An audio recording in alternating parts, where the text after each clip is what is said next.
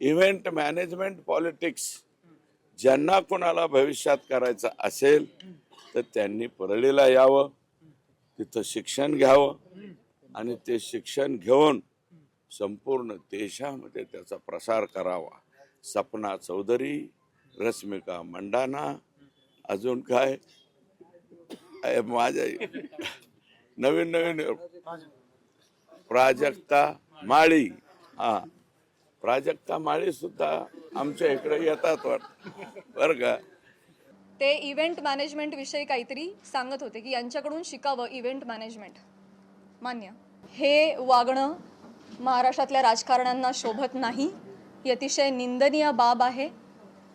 आणि म्हणूनच ज्या कुत्सितपणे त्यांनी टिप्पणी केली आहे आणि हशा पिकवलाय प्रसार माध्यमांसमोर कसं बोलावं, काय बोलावं याचं ज्यांना भान नाही आहे त्यांना मी विनंती करते की त्यांनी तितक्याच विनम्रतेनं माझी जाहीर माफी मागावी.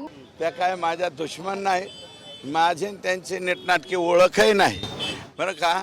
आणि मी फक्त त्यांचा महाराष्ट्राची हास्य जत्रा का काय तो कार्यक्रम पाहत असतो तेवढ्यापुरतं.